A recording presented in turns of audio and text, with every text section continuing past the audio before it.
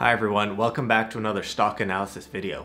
A highly requested company that many subscribers have requested and one friend has told me to invest in, Lightspeed POS or Lightspeed Point of Sale. It is another exciting Canadian tech company poised for massive growth. I think of them as a smaller Shopify or a smaller Square. They're a cloud-based commerce platform powering small and medium-sized businesses. They're quickly acquiring a large market share in the small to medium business sector, mainly smaller restaurants and retailers. What's interesting, you go on their website to sign up or buy their system, you see retail and all their subheadings. That makes sense. You see restaurants and all the different types. That also makes sense. But what threw me off was golf. They have an entirely different section and system for golf. Who knew it was that in demand? Golf? Really? I never knew there were so many different types, but hey, they identified this as a niche market and an area where they can make money, so I say go for it. They went public in April 2019. They're listed on both the Canadian and US stock exchanges under the ticker symbol LSPD for both, which kind of sounds like a drug. Moving on. Taking a look at the ticker, it's currently trading at 48.75, pretty much at its all-time high. Currently at a market cap of 5.1 billion, which is awesome for a company at this stage of its product lifecycle. They have a lot of room to grow. No dividends, obviously. Negative earnings per share, that's fine. No PE ratio, that's also fine. Remember, you can't have a price to earnings ratio if your earnings are negative, and that's okay for now. If you're unsure about a company's metrics, try to find their competitors' information and compare the 2 to 3 companies. Square, a little more established, has a low EPS with a massive PE ratio. Shopify, another competitor, also Canadian, negative earnings per share and no PE ratio. So a little more similar, a little more in line. I mentioned this was a more speculative investment. These newly IPO'd companies and massive growth companies are subject to more wild swings. Take a look at the 70% drop during the March 2020 correction. Most companies I invested in had a 40 to 50% drop. But then watch the recovery. It had a 300% recovery, whereas most companies only gained 40 to 50%. I'm going to take a look at their most recent financial statements, which was the quarter ended June 2020. I know they have their September results coming out in 4 weeks, and these results might be a little dated, but I don't want to wait another 4 weeks to release this video and miss the boat. So in a month from now, or in a month and a half, I might do a Q3 or September 2020 recap of their results.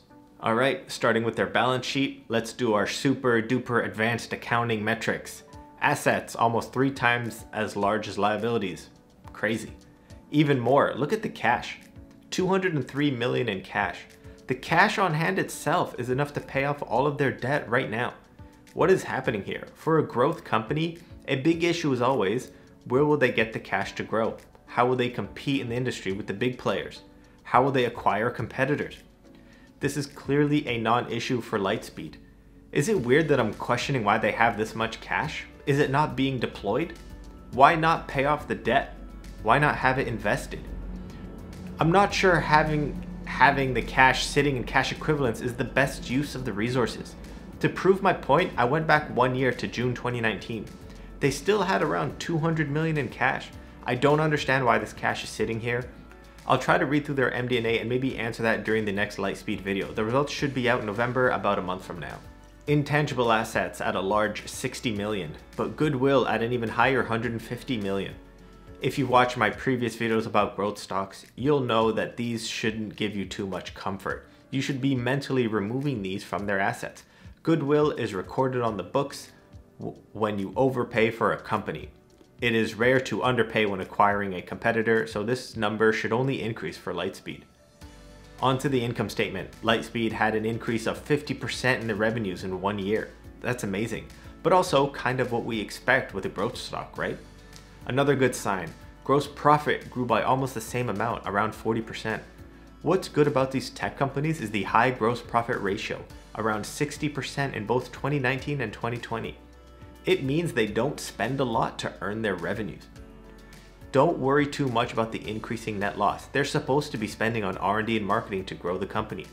Look here, they spent more on R&D and marketing than they made in gross profit. It's a necessary evil when growing a company. Last statement we look at is the cash flow statement. Obviously, for a new company, you would expect them to have negative cash flow from operating activities. What's good is that the number seems really low, 7 million this quarter. They're burning around 21 million per year to grow the company, but also they have around 210 million in cash. Every investor should be questioning how the recession or pandemic affects the company they're invested in. The company's most recent press release addressed this issue. The pandemic actually helped Lightspeed. Since businesses moved to online sales, many retailers adopted Lightspeed's point of sale and omni channels for the first time. That's the reason they saw a 50% increase in sales. It was this drastic shift from brick and mortar to online sales. This is obviously a riskier play. You saw that massive drop in March or April 2020. Investing in this company isn't for the faint of heart. But also, many investors have seen massive gains if you were able to catch it at the bottom. I'm not directly invested in Lightspeed, I'm indirectly invested in Lightspeed. I sold a cash secured put expiring around November 2020 for the 41 strike. I don't feel comfortable investing right now. I think it's at $48, almost $49. I'd feel more comfortable around the 41 strike.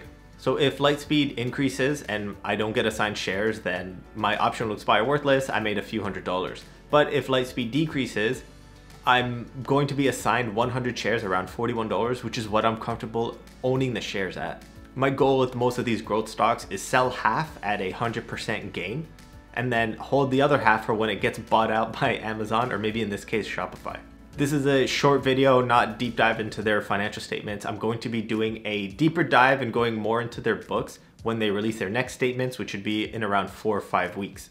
I'm really enjoying these stock analysis videos. Please keep recommending them. Please remember to like the video and subscribe to the channel. Thanks for watching. Thanks for all the support, guys.